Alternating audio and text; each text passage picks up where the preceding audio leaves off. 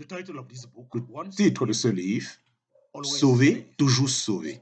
Il est écrit par le bien-aimé frère David Pawson. Nous sommes à la partie 2. Ils vont vous dire, j'ai pris ma décision pour Christ et j'ai fait la prière du pécheur. J'ai été baptisé il y a de cela plusieurs années. Loué soit Dieu, je suis sauvé. Et aujourd'hui, présentement, il n'y a aucune évidence qu'ils sont en train de marcher avec Dieu, aucune évidence qu'ils ont une réelle relation avec le Seigneur. Ils vont vous dire, il n'y a aucune possibilité que je sois disqualifié en perdant mon salut qui est des étapes. Une fois que j'ai accompli cette étape, et ainsi Dieu qui est éternel, il est fidèle, il ne va pas abandonner ses propos. Et n'est-ce pas Jésus-Christ lui-même nous a assuré que personne n'est capable de pouvoir enlever ses brebis de ses mains? Oui, ils vont vous assurer que quelle que soit la manière dont ils vivent avant la conversation, nous ne pouvons pas perdre notre salut. Et nous ne pouvons qu'arriver au ciel d'une manière ou d'une autre. Une fois sauvés, nous sommes toujours sauvés. Et je pose une fois de plus la question, est-ce vrai? La rivière de la grâce, que je puisse poser cette question par rapport aux écrivains du Nouveau Testament, que je puisse commencer avec le livre d'Hébreux. Monsieur, nous avons besoin de connaître que c'est possible de pouvoir avoir une relation personnelle avec Dieu au travers de Christ et finalement, on peut la perdre. C'est possible, une fois que nous sommes en train de nager dans la grâce de Dieu, cette grande rivière, la grâce, que nous puissions être hors de cette mer, de la destruction. Est-ce qu'une fois sauvé, toujours sauvé? Le pasteur, à la lettre aux Hébreux, répond pour cette raison que nous devions prendre beaucoup plus d'attention sur ce que nous avons écouté, à moins que nous ne puissions nous éloigner de cela, en parenthèse, Hébreux chapitre 2, verset 1. Ainsi, c'est très clair, n'est-ce pas, que ceux qui ont écouté l'Évangile et peuvent aussi être éloignés. Il y a ceux qui argumentent et disent qu'il est en train de parler à des personnes qui ne sont pas ou qui ne sont pas encore sauvées ou n'étaient pas encore des chrétiens. Mais ceci est spécial et nous pouvons observer que ce pasteur s'est inclus lui-même dans cet avertissement. Il dit, oui, nous devions prendre une grande attention. Parce que, est-ce que nous pouvons échapper si nous négligeons un si grand salut? Verset 3. Ainsi, directement, il adresse ses avertissements à lui-même et aussi à ceux qui le lisent.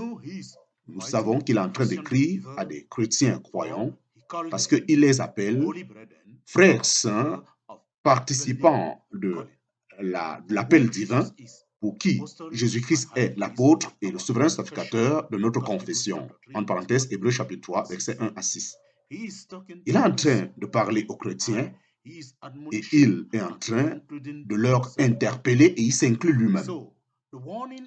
Ainsi, l'attention n'est pas seulement donnée à ceux qui ont échoué ou sont arrivés à une relation propre avec Dieu au travers de Christ, mais à des croyants qui sont en danger de pouvoir quitter cette relation personnelle au travers de la négligence.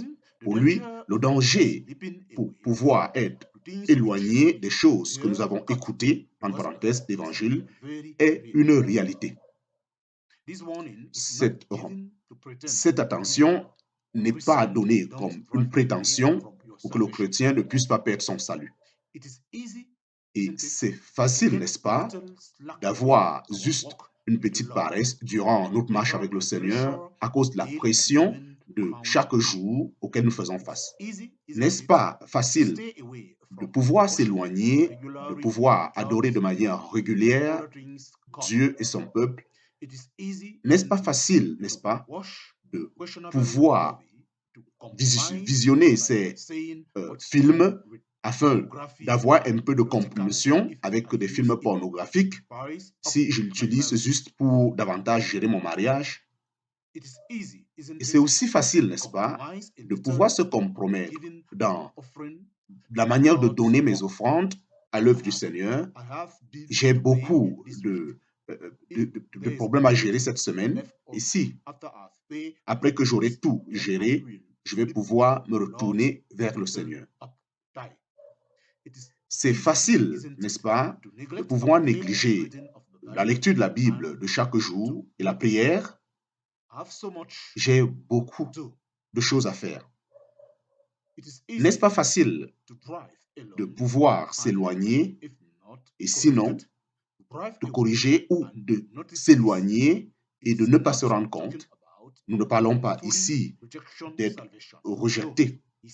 Mais il dit que tout ce qui est nécessaire pour nous éloigner, c'est de négliger la parole que nous avons écoutée, être éloigné en négligeant de manière si ainsi nous sommes un chrétien qui nous éloignons de sa parole. Nous, dans cette église, nous savons comment Pierre aimait son bateau et ses poissons.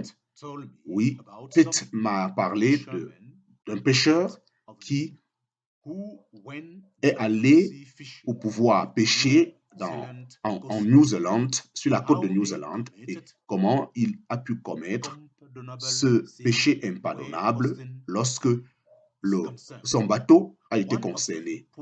Un d'eux a mis de l'encre avant qu'il ne puisse commencer, avant qu'il ne puisse démarrer le moteur. Vous savez ce qui s'est passé, n'est-ce pas?